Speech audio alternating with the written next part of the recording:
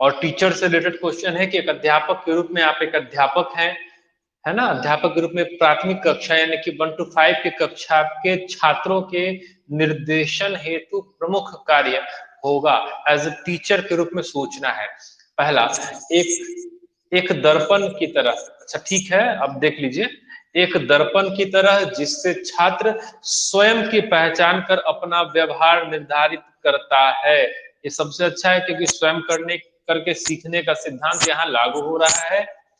जबकि दूसरा ऑप्शन क्या कह रहा है कि एक आदर्शवादी की तरह जिससे पूर्ण नैतिक आधार पर निर्देशन किया जाता है। ये ऑप्शन गलत होगा। कभी भी आदर्शवादी की तरह व्यवहार करके आप एक फाउंडेशन वाला काम शुरू कर रहे हैं, ठीक है, और पूर्ण रूप से नैतिक आधार पर ही होगा, बाद बाकी सब कुछ गायब हो जाएगा। तीसरा ऑप्शन कहता है सहयोगी की तरह जिससे छात्र अपनी कठिनाइयों में मदद प्राप्त करता है। तो सहयोगी क्या हो गया, स्कैफोल्डिंग, ये भी सही लग रहा है। चौथा कह रहा है एक न्यायविद की तरह, बिल्कुल गलत है। यानी कि पहला और तीसरा दो ऑप्शन आपका यहाँ टकरा गया।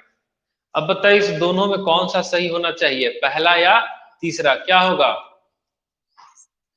चलिए ठीक है, तीसरा लग रहा है, पहला गलत है। पहला नहीं समझ में आ रहा है? चलिए ठीक है, तो यहाँ पर पहला ऑप्शन कह रहा है दर्पण की तरह जिससे छात्र, सब कोई अपना माइक ऑफ कर लीजिए। चलिए, तो पहला ऑप्शन है एक दर्पण की तरह जिससे छात्र स्वयं की पहचान कर अपना व्यवहार निर्धारित करता है, पहला ज्यादा बेटर है तीसरे की अपेक्षा। तीसरा है इसका फोल्डिंग के रूप में सही है, लेकिन शिक्षक क्या कहेगा? शिक्षक का काम है बच्चों को सीखने के लिए प्रेरित करना, और एनसीएफ 2005 कहता है कि लर्निंग बाय डूइंग इटसेल्फ, यानी कि बच्चे स्वयं करके सीखते हैं तो ज्यादा बेहतर होगा। और सीटेट कहता है कि जो सबसे अच्छा ऑप्शन होगा वही आंसर होगा। तो पहला और तीसरा में जो सबसे बेस्ट ऑप्शन है वो पहला है, एक दर्पण की तरह जिससे छात्र स्वयं की पहचान कर अपना व्यवहार निर्धारित करता है। ठीक है, तो क्या आंसर हो जाएगा? पहला हो जाएगा। नेक्स्ट क्वेश्चन, किस स्थिति में किसी कक्षा में छात्रों के मानसिक स्वास्थ्य को अधिक प्राथमिकता नहीं दिया जाता है? ऐसी कौन सी स्थिति होगी? चार ऑप्शन है, इसमें से कौन सी स्थिति ऐसी होगी जिसमें कक्षा में छात्रों के मानसिक स्वास्थ्य को अधिक प्राथमिकता नहीं दिया जा सकता है? पहला कह रहा है शिक्षक का मानसिक स्वास्थ्य। क्या शिक्षक के मानसिक स्वास्थ्य से छात्रों के मानसिक स्वास्थ्य का कोई संबंध होगा? सोचिए आप लोग। दूसरा कहता है कक्षा की साफ सफाई कार्यक्रम। तीसरा, छात्रों को शारीरिक व्यायाम के लिए दिया जाने वाला छूट। चौथा, विद्यालय की मनोविज्ञान शाला द्वारा किया जाने वाला कार्य। क्या ऐसा ऑप्शन है जिससे इसका आंसर निकल के सामने आएगा? बताइए आप लोग।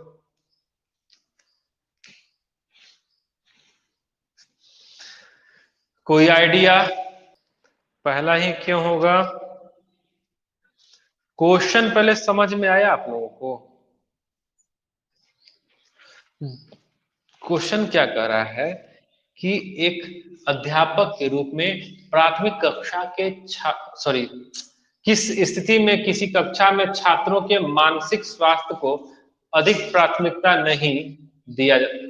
फिर दूसरा क्वेश्चन है किस स्थिति में किसी कक्षा में छात्रों के मानसिक स्वास्थ्य को अधिक प्राथमिकता नहीं दिया जा सकता? तीन ऑप्शन आपका सही है, एक ऑप्शन गलत है।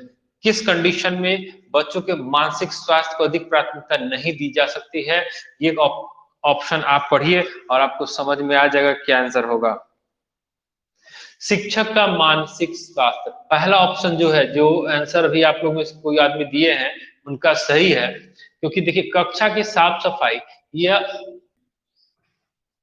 ठीक है, तो शिक्षक का मानसिक स्वास्थ्य सही है।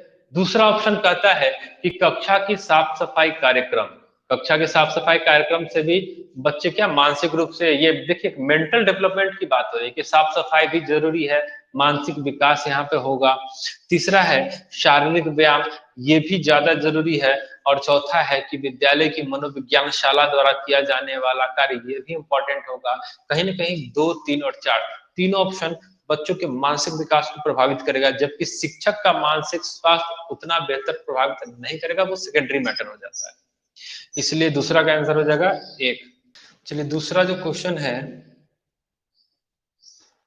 दूसरा क्वेश्चन हो गया तीसरा, छात्रों के बीच अंतः वैयक्तिक संबंधों की स्थापना के लिए एक अध्यापक का, है ना, एक अध्यापक का, देखिए यहाँ पर क्वेश्चन कहाँ चला गया,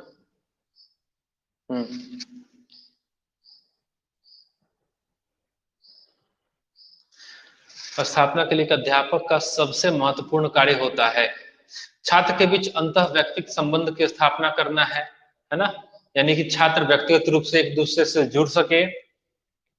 इसके लिए शिक्षक का सबसे महत्वपूर्ण कार्य क्या होगा? पहला कहता है बच्चों के शारीरिक संगठन को ध्यान में रखें। दूसरा, उन्हें स्वतंत्र रूप से व्यवहार करने के लिए छोड़ दे। तीसरा, उनके मानसिक विकास तथा सामाजिक परिवेश का गहनता से अध्ययन करें। तीन ऑप्शन पढ़ लिए, नेक्स्ट पेज में चौथा ऑप्शन है। पहला फिर से पढ़ लीजिए, बच्चों के शारीरिक संगठन को ध्यान में रखें। दूसरा, उन्हें स्वतंत्र रूप से व्यवहार करने को छोड़ दे। तीसरा, उनके मानसिक विकास तथा सामाजिक परिवेश का गहनता से अध्ययन करें। चौथा, सामाजिक संवेदनात्मक विकासों का अध्ययन करें तथा उन्हें अंतः वैयक्तिक संबंधों के लिए क्या करें? प्रेरित करें। अब बताइए, इस तीसरा का आंसर आप लोग लिख के बताइए, बोलेंगे कोई नहीं। तीन का आंसर क्या लग रहा है? ऊपर में चैट का ऑप्शन है, चैट का ऑप्शन है, उस पर गोल गोल बना होगा, देखिए आप लोग। ठीक है, दो आंसर जिसका जिसका है सही है। चलिए 4 नंबर क्वेश्चन में हम लोग आते हैं।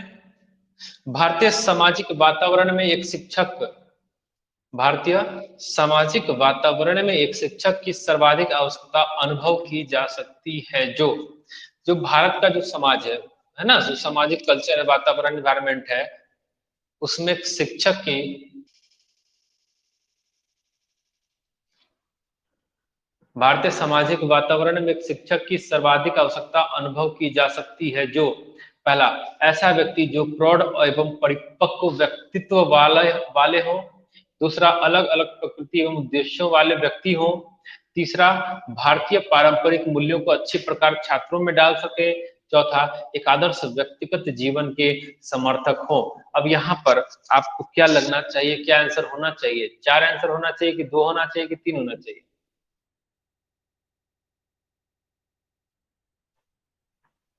2, 4 क्यों नहीं? यहाँ पे तो आदर्श आदर्श व्यक्तिगत जीवन के समर्थक वाले ऑप्शन है, और टीचर क्या होता है? बच्चे के लिए आदर्श होता है। फिर ये क्यों नहीं होगा?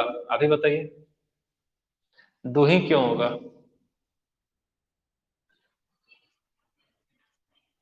बिल्कुल गलत है,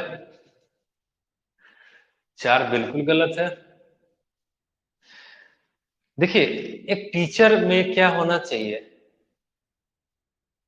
बहुत प्रतिभाशाली व्यक्तित्व वाला वो होना चाहिए, है ना। यहाँ पर दे रहा है टीचर में क्या अलग अलग प्रकृति और उद्देश्य वाला, उद्देश्य होना चाहिए, अलग अलग प्रकृति होना चाहिए, उद्देश्य भी होना चाहिए, ज्यादा बेटर ढंग से दूसरा ऑप्शन कर रहा है ना डिफाइन, इसलिए 4 का 2 आंसर हो जाएगा। पांचवा, वर्तमान में, हाँ पांचवा में सब कोई आ जाइए। आप लोग म्यूट करेंगे या क्लास ओवर कर दूं? वर्तमान में भारतीय समाज में बढ़ते हुए नकारात्मक मूल्यों व अभिवृत्तियों के प्रति एक अध्यापक के रूप में आपका दृष्टिकोण क्या होना चाहिए? यानी कि वर्तमान में जो भारतीय समाज में बढ़ते हुए नकारात्मक मूल्य है, अभिवृत्ति है, उसके प्रति एक टीचर के दृष्टिकोण से आप क्या सोचते हैं कि क्या होना चाहिए? पहला, आप समाज को सुधार कर सही रास्ते पर लाने का दृढ़ संकल्प लेंगे। दूसरा, अध्ययनरत छात्र छात्रों को सुधारेंगे ताकि भविष्य के नागरिक सुधार सके। अच्छा लग रहा है। तीसरा है, भारत की गौरवशाली अतीत की दुहाई देकर दुखी होंगे, बिल्कुल दुखी नहीं होना है। चौथा, आप स्वयं अच्छा व्यवहार करेंगे और समाज का दायित्व आप पर नहीं है। यहाँ पर आधा सही ऑप्शन है और आधा गलत कर दिया है, गलत है, समाज का दायित्व शिक्षक पर होगा, इसलिए आंसर क्या यहाँ होना चाहिए? सोच के बताइए, 5 का 2 आंसर ज्यादा बेटर है। क्योंकि अध्ययनरत छात्र छात्र को सुधारेंगे ताकि भविष्य के नागरिक सुधर सके। छठा, 5 का 2 हो गया। चलिए छठा में आइए। किसी कक्षा में अनुशासन का श्रेष्ठ उदाहरण है। किसी कक्षा में अनुशासन का श्रेष्ठ उदाहरण क्या होना चाहिए? पहला, कक्षा के अंदर अध्यापन कार्य। दूसरा, कक्षा में समूह भावना। तीसरा, छात्रों के ज्ञान में वृद्धि एवं उसका विकास। चौथा, आदेश मान्यता तथा शांति जो कक्षा में दिखलाई पड़ती है। तो चौथा ऑप्शन तो सरासर गलत है, उसको आप लोग साइड कर देंगे। पहला कह रहा है कक्षा के अंदर अध्यापन कार्य। दूसरा कह रहा है कक्षा में समूह भावना। देखिए समूह में बच्चे कैसे कार्य कर रहे हैं ये भी इसको डिफाइन कर सकता है अच्छे से। 6 का आंसर क्या होगा? 2 हो जाएगा। 2 ऑप्शन अच्छा लग रहा है। ठीक है, यहाँ पर अगर किसी को कंफ्यूजन होगा तो यहाँ पर तीसरा देखिए कि छात्रों के ज्ञान में वृद्धि और उसका विकास, इससे है ना अनुशासन का श्रेष्ठ उदाहरण नहीं हो सकता। अनुशासन एक ग्रुप में बच्चे कैसे पढ़ रहे हैं, कैसे सीख रहे हैं और कैसे एक दूसरे को सीखने में मदद कर रहे हैं। अनुशासन मतलब पिन ड्रॉप साइलेंस नहीं होना चाहिए। ठीक है, बच्चे खुद से सीखते हैं और जब सीख रहे होते हैं तो थोड़ा बहुत शोरगुल होना ही है ना, छोटे बच्चे का क्लास है। तो 6 हो गया। 7 में क्या कह रहा है कि बालकों के विकास को किस अवस्था में उसे शर्म और लज्जा, बालकों के विकास की किस अवस्था में उसे शर्म और लज्जा की भावनाएं जन्म लेती है। बहुत ही अच्छा क्वेश्चन है ये वाला, है ना, कि कौन सी अवस्था में बालक में लज्जा और शर्म आएगा। ठीक है, तो इस चीज का ऑप्शन आपके सामने है, देखिए क्या लग रहा है क्या होना चाहिए। प्रारंभिक बाल्यावस्था खिलौनों की आयु, है ना, इसका एज क्या है? 3 से 6 वर्ष है। तो इस कालखंड में क्या होगा? उतनी लज्जा बच्चों में आएगी नहीं, क्योंकि अभी शैशवावस्था से निकलकर बाल्यावस्था में प्रवेश किया है। उत्तर बाल्यावस्था में देखिए इस अवस्था में बच्चे विद्यालय जाना प्रारंभ कर देते हैं। लज्जा, शर्म, है ना, ये सब भावनाएं इस अवस्था में आनी शुरू हो जाती हैं। जबकि किशोरावस्था उससे ऊपर की अवस्था है और पूर्व प्रौढ़ावस्था ये सब ऊपर की अवस्था है। शुरुआत कहाँ से होती है इस पर फोकस करना है, क्योंकि सातवां जो हमारा यहाँ पर जो दे रहा है जन्म लेती है ना, भावनाएं जन्म लेती है, यानी कि शुरुआत कब से हो रहा है। तो शुरुआत के लिए क्या मानेंगे हम लोग? दूसरा, उत्तर बाल्यावस्था। अब 8वें नंबर क्वेश्चन पे आएंगे। बालक का प्रतिरोधी व्यवहार के संबंध में कौन सा कथन सही है? बालक का प्रतिरोधी व्यवहार के संबंध में कौन सा कथन सही है? पहला है वह विद्यालय में नामांकन से पूर्व ही खत्म हो जाता है। प्रतिरोधी व्यवहार ऐसा कुछ नहीं है। प्रतिरोधी व्यवहार हर चीज में विरोध करता है ना, जैसे विद्यालय शुरू शुरू में बच्चे विद्यालय जाना पसंद नहीं करते हैं, है ना, ये सारी चीजें हैं। दूसरा है यह जन्म से लेकर बाल्यावस्था तक रहता है। तीसरा, उसके बाद क्या है? अस्थायी रूप से व्यवहार 3 वर्ष तक रहता है, बाद में कम हो जाता है। चौथा, ऐसा व्यवहार किशोरावस्था में प्रदर्शित होता है। तो क्या लग रहा है इसका आंसर क्या होना चाहिए? इसका आंसर होगा 2। देखिए प्रतिरोधी व्यवहार क्या होता है? शुरू शुरू में जब बच्चे विद्यालय जाते हैं, 6 वर्ष की अवस्था में विद्यालय जाना प्रारंभ करते हैं, तो उस समय बच्चे की क्या होती है, मतलब विरोधी प्रवृत्ति उत्पन्न होती है, विद्यालय नहीं जाना नहीं जाना। लेकिन जब वही विद्यालय कंटिन्यूअसली जाता है तो उसके बाद वह खुद तैयार हो जाता है विद्यालय जाने के लिए, तब वह प्रतिरोधी भावनाएं उसकी उस समय कम हो जाती हैं। तो यानी कि इस हिसाब से अगर हम देखते हैं तो दूसरा ऑप्शन ज्यादा बेटर है, क्योंकि यहाँ देख क्या रहा है कि यह जन्म से लेकर बाल्यावस्था तक रहता है ना, उसके बाद बच्चे मेच्योर हो जाते हैं तो प्रतिरोधी भावनाओं का विकास जो है वह कम हो जाता है, शिथिल हो जाता है या खत्म हो सकता है। 9वां नंबर है, 8 का 2 हो गया। 9 नंबर क्वेश्चन क्या कह रहा है कि बच्चों के स्कूल से पलायन का एक मनोवैज्ञानिक कारण है। स्कूल से पलायन यानी स्कूल छोड़ देना, ड्रॉप आउट की समस्या, इसी को बोलते हैं छीजन की समस्या। छीजन पढ़े हैं ना आप लोग? छीजन, यही है छीजन की समस्या, ड्रॉप आउट। क्या कर रहा है? पहला, शिक्षक का समय पर विद्यालय नहीं आना। दूसरा कहता है कि विद्यालय में उचित शैक्षिक वातावरण का अभाव, ये भी हो सकता है। तीसरा, कक्षा का पाठ्यक्रम बोझिल होना, ये और भी अच्छा है। अब यहाँ पर देखेंगे कि 3 ऑप्शन लगातार सही दे रहा है, क्योंकि ऑल ऑफ दिस जब आता है तो उस समय सोचना पड़ेगा क्या बाकी सभी सही है। 2 ऑप्शन आपका सही है, दूसरा और तीसरा। पहले वाला में क्या कंफ्यूजन है कि शिक्षक अगर समय पर विद्यालय नहीं आते हैं तो जो बच्चे पढ़ने में रुचि रखते हैं उनका क्या होगा, रुचि कम होना शुरू हो जाएगा, फिर वह विद्यालय छोड़ देंगे कि जानने से कोई फायदा नहीं है, घंटी टाइम पर बच जाती है और टीचर लेट से आते हैं तो पढ़ाई भी उतना अच्छे से नहीं हो पाती है। इस वजह से यहाँ पर आंसर क्या हो जाएगा, 9 का 4 हो जाएगा। ठीक है।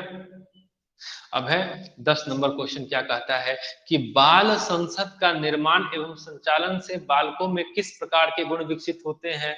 अच्छा, बाल संसद के बारे में आप लोग जान जाइए कि हर विद्यालय में हर कक्षा में बाल संसद का आयोजन होता है। इसका मुख्य उद्देश्य ही होता है कि जो नागरिक शास्त्र है, जो आपका नागरिक सिविक्स का जो सिविक्स है, बच्चों में राजनीतिक ज्ञान है ना, राजनीतिक शास्त्र का ज्ञान देना है, तो इसके लिए उनको बुक के अलावा क्या करते हैं, व्यवहार में इस ज्ञान को शामिल करते हैं। और इस व्यवहार में ज्ञान को शामिल करने के लिए बाल संसद का आयोजन करते हैं, जिसमें एक बच्चा प्रधानमंत्री बनेगा, एक बच्चा राष्ट्रपति बनेगा, है ना। इस तरह से छोटे छोटे मंत्रियों का निर्माण होगा, मंत्रिमंडल का गठन होगा, एक छोटे स्तर पर बाल संसद का आयोजन होता है। तो इसका मुख्य उद्देश्य क्या होता है, तो बच्चों को राजनीति से रिलेटेड ज्ञान देना, है ना, जो कैसे सरकार कार्य करती है इसके बारे में बताना होता है। इससे क्या फायदा होगा, कौन से गुण विकसित होंगे। पहला कहता है इससे उनके मनोबल में वृद्धि होती है, में भी हो सकता है। उसके बाद है भविष्य के नेताओं का निर्माण होगा, होता है, ये भी हो सकता है, मान लिया जाए। ठीक है, क्योंकि क्वेश्चन अभी पूरा कंप्लीट है नहीं। तीसरा कह रहा है बालकों की सामाजिक उन्नति होती है, ये भी हो सकता है। चौथा, विद्यार्थियों को लोकतांत्रिक मूल्यों का प्रशिक्षण प्राप्त होता है। अब यहाँ पर सबसे अच्छा ऑप्शन चुनना है, तो सबसे अच्छा ऑप्शन क्या लग रहा है यहाँ पर,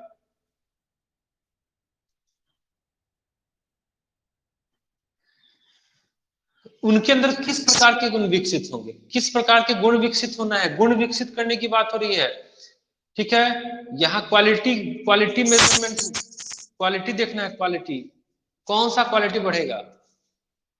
लोकतांत्रिक मूल्य का प्रशिक्षण, अगर मान लीजिए लोकतांत्रिक मूल्य का प्रशिक्षण हो गया, इससे कोई ना कोई गुण तो विकसित होगा ना। ये क्वेश्चन ही है, मतलब ऑप्शन को ये डिफाइन नहीं करा। चौथा लंबा है, इसके पीछे नहीं जाना है कि लंबा वाला ही आंसर होता है सीटेड में। ये गुण विकसित करने की बात है, क्वेश्चन आपके पास भी होगा। यहां पर दूसरा ऑप्शन पढ़िए, भविष्य के नेताओं का निर्माण होता है। ये उसके अंदर एक गुण उत्पन्न होगा कि वह बहुत ही अच्छा नेता आगे चलकर बनेगा। ठीक है, क्वेश्चन में यहां देखिए गुण विकसित करने की बात हो रही है ना। पहला मनोबल में वृद्धि करवा रहा है, तीसरा कह रहा है सामाजिक उन्नति, और चौथा उनको प्रशिक्षण देने की बात हो रही। इससे गुण विकसित तो नहीं बता रहा कौन सा गुण होगा, तो गुण क्या निकलेगा, तो भविष्य का अच्छा नेता बनकर उभरेगा वह। चलिए 11 नंबर में आइए, व्यवसायिक शिक्षा के अंतर्गत किस प्रकार के शिक्षा को शामिल किया जा सकता है। किस प्रकार के शिक्षा को शामिल करेंगे, तो व्यवसायिक शिक्षा की बात हो रही है। पहला, विभिन्न प्रकार के जीविकोपार्जन की शिक्षा, है ना, हो सकता है। अलग कैसे जीविकोपार्जन करना है इसकी शिक्षा भी दे सकते हैं, व्यवसायिक शिक्षा के तहत ये आएगा। दूसरा, औद्योगिक शिक्षा, ये भी आएगा। तीसरा, आधुनिक तकनीकी शिक्षा, ये भी आएगा, क्योंकि व्यवसायिक शिक्षा में ये सभी होते हैं। इसलिए आंसर क्या हो जाएगा, 4 आंसर हो जाएगा। ठीक है, अब है 12 नंबर क्वेश्चन, किंडरगार्टन पद्धति के जन्मदाता। ये तो कल भी क्वेश्चन कराया गया था, इसका आंसर सबको पता होगा, बोलने की आवश्यकता है नहीं। लिख के बताइए, लिख के बताइए, माइक ऑन करने की जरूरत नहीं है, आप चैट कीजिए, यहाँ सबका दिख रहा है। ठीक है, तो इसका आंसर है फ्रॉबेल। बाल केंद्रित शिक्षा की क्या विशेषता है ना। बाल केंद्रित शिक्षा क्या कहता है, चाइल्ड बेस्ड एजुकेशन, यानी कि बच्चा ही इसमें क्या होगा, प्रधान होगा। और यहाँ पर देखिए सबसे पहला ऑप्शन दे रहा है, इसमें छात्रों की सर्वाधिक भागीदारी रहती है। है ना, पहला। दूसरा, इसमें छात्रों को महत्व दिया जाता है। तीसरा, शिक्षा अधिगम प्रक्रिया पर विशेष ध्यान दिया जाता है। अब बताइए, चौथा तो गलत ही है, क्योंकि पहला, दूसरा, तीसरा तीनों सही है। अब बताइए क्या इसका आंसर होना चाहिए?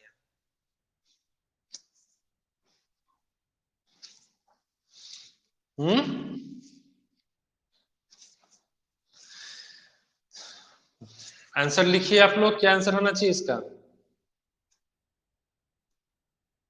बा पहला आंसर होगा इसका, पहला। इसमें छात्रों की सर्वाधिक भागीदारी रहती है। तीनों में सबसे अच्छा जो ऑप्शन चुनेंगे वही आंसर होगा। सबसे अच्छा देखिए, जो छात्रों की सर्वाधिक भागीदारी कब रहेगी? जब उसको महत्व दिया जाएगा, है ना, जब उसको विशेष ध्यान दिया जाएगा, तभी बच्चे स्वयं करके सीखेंगे। ठीक है, चलिए अब 14 नंबर क्वेश्चन में आइए। क्या कर रहा है?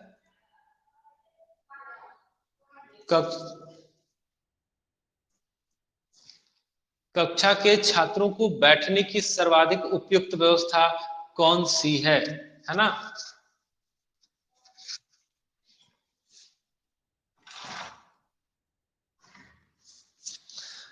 तो यहां पर ध्यान दीजिए, कक्षा के छात्रों की बैठने की सर्वाधिक व्यवस्था कौन सी है? तो छात्रों को विभिन्न योग्यता समूह के अनुसार बांट कर बैठाना चाहिए, बिल्कुल गलत है। लड़कों लड़कियों को अलग अलग बैठाना चाहिए, जरूरी नहीं है। तीसरा, बदमाश छात्र छात्राओं को अगली पंक्ति में बैठाना ताकि पर्याप्त दृष्टि बढ़ती रहे। चौथा, छात्रों को अपनी सुविधा अनुसार कहीं भी बैठने की सुविधा प्रदान की जाए। इसका एकदम सबसे अच्छा आंसर क्या होगा? 4 आंसर होगा। ठीक है, ठीक, 4 नंबर आंसर हो गया सबका। अब है 15 नंबर। बाल विकास का वह सिद्धांत जो अब मान्य नहीं है। ठीक है, पहला, विकास की स्थिति में अनेक पश्चगामी परिवर्तन दिखते हैं। दूसरा, बालक के शरीर के विभिन्न अंगों का विकास भिन्न भिन्न दर से होता है। तीसरा, सभी बालक का विकासात्मक स्तर एक समान होता है, व्यक्तिगत भिन्नता नहीं पाई जाती है। सरासर गलत ऑप्शन है। चौथा, जितना छोटा कद उतना ही अधिक वह अपनी योग्यता के अनुसार कार्य करता है, ये भी गलत है। अब बताइए, पश्चगामी परिवर्तन दिखते हैं, इसमें से 3 और 4 तो बिल्कुल गलत है। क्या आंसर होना चाहिए? क्वेश्चन के अकॉर्डिंग खोजिएगी, तीसरा या चौथा। अग्रगामी नहीं बल्कि पश्चगामी की बात हो रही है यहां पर। 4 नंबर आंसर इसका हो जाएगा। जितना छोटा कद उतना ही अधिक वह अपनी योग्यता के अनुसार कार्य करता है, ये बात जो है गलत है। क्वेश्चन के अकॉर्डिंग होना चाहिए तीसरा भी।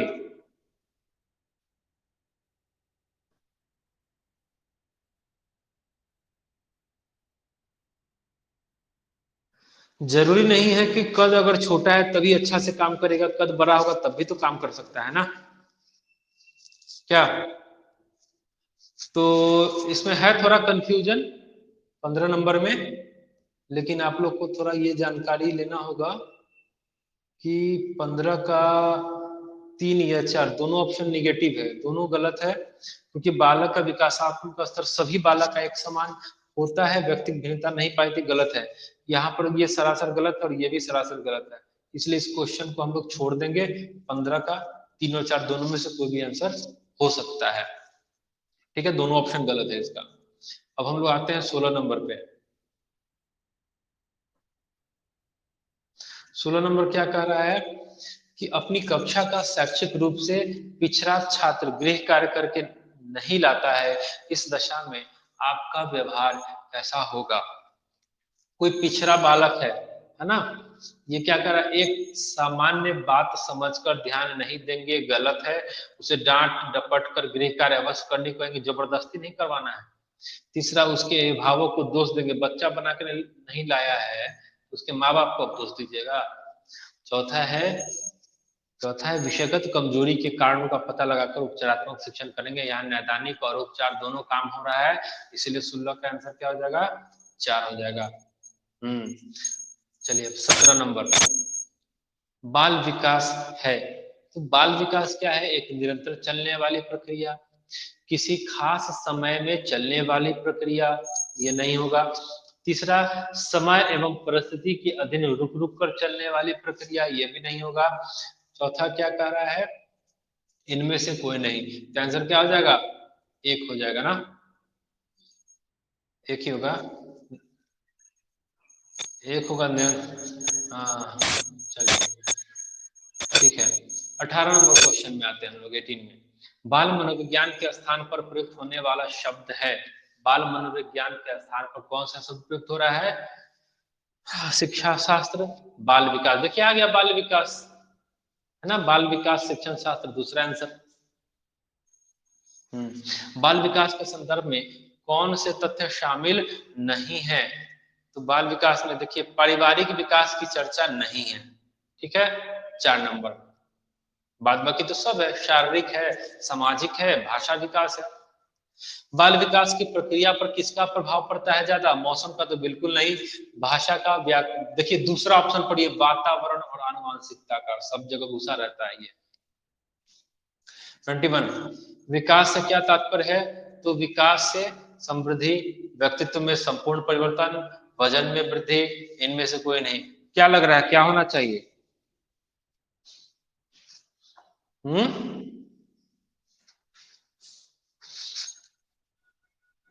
व्यक्तित्व में संपूर्ण परिवर्तन। अब यही ऑल ऑफ दीज रहता तो सब सही हो जाता, क्योंकि वजन में वृद्धि भी शारीरिक विकास है, इसलिए इसका आंसर क्या हो जाएगा? 2 हो जाएगा। चलिए 22 नंबर, इसीलिए तो आपको बताए कि जब ऑल ऑफ दीज नहीं है तो सबसे बेस्ट ऑप्शन चुनना है। तो व्यक्तित्व में संपूर्ण परिवर्तन की बात हो गई, ठीक है। चलिए ऑफ कर लीजिए। सीखना विकास की प्रक्रिया है, किसका कथन है? तो सीखना विकास की एक प्रक्रिया है, जो कहा है, कोई पढ़े हैं इसके बारे में कभी?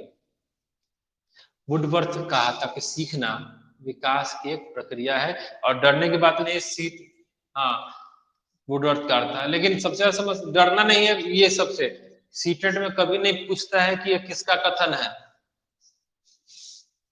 चलिए आगे, निम्नलिखित में से कौन सा कथन असत्य है? तो अधिगम का अर्थ व्यवहार में परिवर्तन है, सही बात है, गलत चुनना है। अधिगम व्यवहार का पुनर्गठन है, अधिगम नवीन प्रक्रिया की पुष्टि है, इनमें से कोई नहीं। क्या लग रहा है? लिख के बताइए, लिख के, बहुत लोग देखिए वेटिंग में सब कोई आंसर डाले हुए हैं। 23 का आंसर क्या, 24 का आंसर क्या होगा? नहीं नहीं है ना, 23 का आंसर बताइए क्या होगा? 23 का 4, कौन आंसर दिए हैं? अविनाश आनंद, ठीक है आपका 23 का 4। अक्षय कुमार आपका भी सही है, सीलू कुमारी आपका भी सही है, 4 ही आंसर होगा। चलिए नेक्स्ट आते हैं हम लोग 24।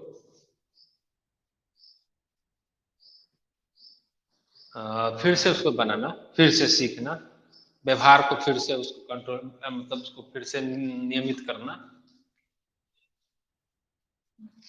फिर से नया उसको तैयार करना। जैसे मान लेते हैं कि आपको गाड़ी चलाने में कोई समस्या हो रही है, ठीक है, तो कभी कभी करना है, मान लेते हैं कभी क्लच लेना है तो आप एक्सीलेटर ले लेते हैं, ब्रेक मारना है तो क्लच ले लेते हैं। तो यहाँ पर आप गाड़ी सीख रहे हैं, उस समय आप क्या करेंगे? इस सारे व्यवहारों को आप फिर से पुनर्गठित करेंगे, ठीक है, फिर से दोबारा उसको कॉन्सेप्ट को बनाएंगे कि जहां ब्रेक मारना है वहां ब्रेक ही लगता है, ब्रेक दाहिने साइड में है कि बाएं साइड में है, ये आप देखेंगे, कहाँ एक्सीलेटर काम है। वही सब चीज है, पुनर्गठित करना, फिर से उसको बनाना, फिर से तैयार करना, फिर से ज्ञान को संवर्धित करना। उसके बाद है, हाँ 24 में थे ना, अधिगम तत्परता की स्थिति है। तो अधिगम तत्परता की स्थिति क्या हो जाएगी? पहला, सीखने के प्रति अभिरुचि का अभाव, गलत है, इससे तत्परता उत्पन्न नहीं होगी। रुचि जब नहीं है तो तत्परता नहीं है।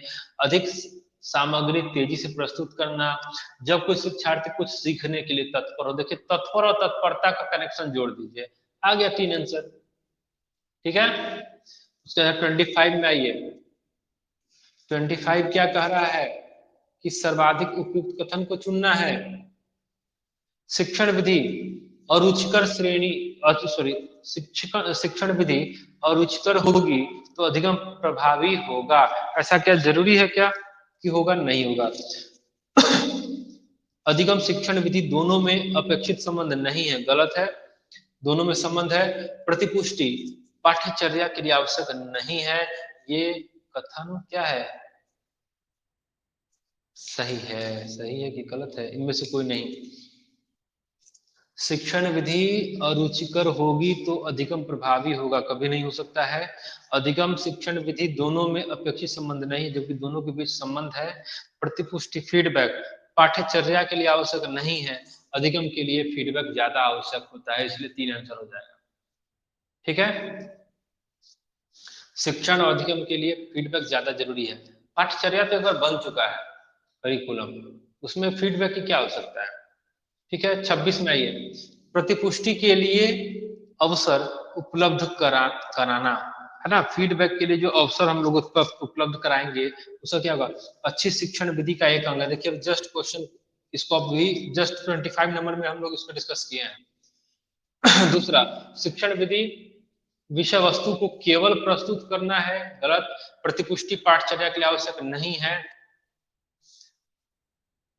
अब यहाँ पर ये ऑप्शन सही हो जाता है, इनमें से कोई नहीं। लेकिन क्वेश्चन के अकॉर्डिंग, क्वेश्चन को हम लोग फिर से देखेंगे, क्वेश्चन के अकॉर्डिंग क्या कर रहा है कि प्रतिपुष्टि के लिए अवसर उपलब्ध कराना क्या होगा? तो अच्छी शिक्षण विधि का एक अंग है। क्या होगा? 26 का एक ज्यादा सही है ना। यहाँ पर जो 3 ऑप्शन है इससे ज्यादा बेटर एक डिफाइन कर रहा है क्वेश्चन को। क्वेश्चन के अकॉर्डिंग हमारा आंसर बदलेगा, क्वेश्चन जो कहेगा उसी के अकॉर्डिंग हम लोग आंसर को सिलेक्ट करते हैं। 27, बाल विकास।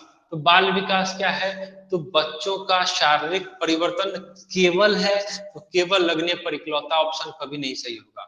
चीजों को नष्ट करने की प्रवृत्ति है, गलत है। परिवर्तन की एक प्रगतिशील चला है, इसलिए 27 का 3 आंसर ज्यादा आपका सही होगा। 28 में आइए। शैशवावस्था की अवधि मानी गई है, तो शैशवावस्था यहाँ पर देखिए कहीं कहीं 0 से 5, 0 से 2, 0 से 3, 0 से 6 सब ऑप्शन में रहेगा। क्या मारेंगे इस समय? अब इस ऑप्शन के अकॉर्डिंग चुनिए क्या होना चाहिए। इस ऑप्शन के अकॉर्डिंग आंसर क्या हो जाएगा? 1 हो जाएगा। ठीक है, यहाँ दिक्कत नहीं होना चाहिए। ऑप्शन के अकॉर्डिंग हम लोग चलेंगे तो 1 नंबर आंसर हमारा सही होगा। 29 क्या कर रहा है? बाल्यावस्था का काल है। अब जब 0 से 5 शैशवावस्था, तो इस क्वेश्चन को बनाने वाला का मानसिकता होगा कि 0 से 5 ही शैशवावस्था को पढ़ा होगा, जबकि सीटेट में शैशवावस्था कितना है? तो 0 से 2 वर्ष है। ठीक है, इसके अकॉर्डिंग चुनना है। तो शैशवावस्था खत्म हुआ 0 से 5, तो बाल्यावस्था भी क्या होगा? 5 से 12 साल चलेगा इसके अकॉर्डिंग। ठीक, ऐसे चलता 3 से 12, लेकिन इस क्वेश्चन के अकॉर्डिंग प्रीवियस क्वेश्चन दे रहा है इसमें, पीछे वाला क्वेश्चन में शैशवावस्था 0 से 5, तो बाल्यावस्था 5 से ही शुरू करेंगे 12 तक। अब तीसरा 30 नंबर क्वेश्चन क्या कह रहा है कि बालक के व्यक्तित्व के विकास पर किसका प्रभाव नहीं पड़ता है? निगेटिव वाला ऑप्शन, कभी निगेटिव को अंडरलाइन करते हैं। न पर्यावरण और न ही आनुवंशिक प्रभाव, गलत है, जबकि दोनों का प्रभाव पड़ता है। दूसरा पर्यावरण का प्रभाव, तीसरा आनुवंशिकता का प्रभाव, है ना। क्योंकि हम लोग सोचना क्या है, इनमें से कोई नहीं दे रहा है। बालक के व्यक्तित्व के विकास पर किसका प्रभाव नहीं है, यहाँ पर नहीं चुनना है। क्या लग रहा है इसका आंसर? बताइए। पर्यावरण आनुवंशिकता का प्रभाव पड़ता है ना, तो जब ये पड़ता है तो इसका मतलब कि ये वाला ऑप्शन भी गलत है। न पर्यावरण न आनुवंशिक प्रभाव, ये गलत है मेरे हिसाब से। यहाँ फंसाया है, न पर्यावरण का प्रभाव पड़ता है न आनुवंशिकता का प्रभाव पड़ता है। क्वेश्चन कर रहा है किसका प्रभाव नहीं पड़ता है, इस हिसाब से ऑप्शन पहला तो सही नहीं लग रहा है। क्योंकि ये क्वेश्चन ऑप्शन डाला जाता है कि इनमें से कौन सा गलत है, तब यहाँ दे रहा है विकास पर किसका प्रभाव नहीं पड़ता है। वही ना कह रहा है कि 4 ही इसका आंसर लग रहा है, क्योंकि यहाँ पर ऑप्शन जो डाला है ना, क्वेश्चन दूसरे टाइप का आएगा तब यहाँ पर ये ऑप्शन सटीक बैठेगा, इसलिए 30 का 4 आंसर हो जाएगा। ठीक है, हाँ, क्वेश्चन को समझना है, उसी हिसाब से 4 आंसर होगा।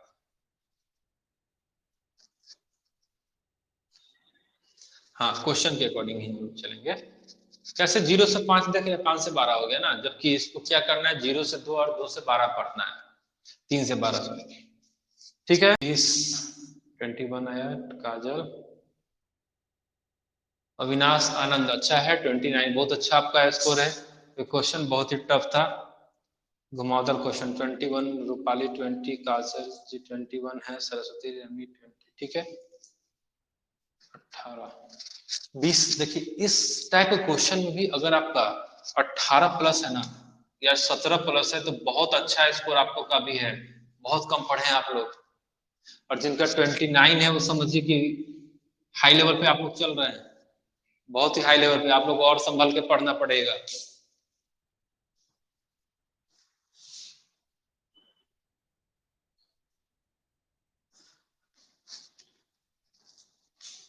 काउंट करके बताइए कितना सही हुआ। 21, इसलिए नहीं पता चल रहा।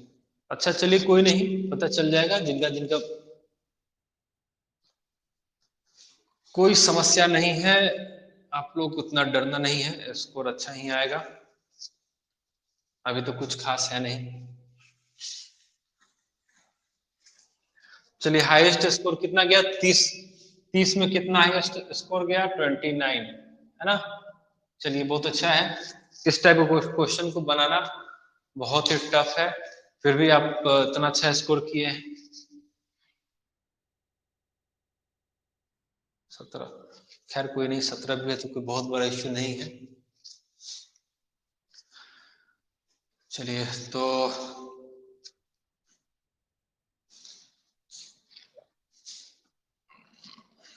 कल का जो आपका क्लास होगा वो ईवीएस का क्लास होगा, ठीक है। तो जो भी प्रीवियस आपने पढ़ा है उसको एक बार रिवाइज कर लीजिएगा। हो सकता है कि इसी तरह का 30 क्वेश्चन आपको मिल जाए, और फिर उस पर हम लोग डिस्कशन करें, या फिर नया टॉपिक आपको स्टार्ट कर दिया जाएगा। ठीक है, ये सिर्फ नाम नहीं, ब्रांड है, ब्रांड।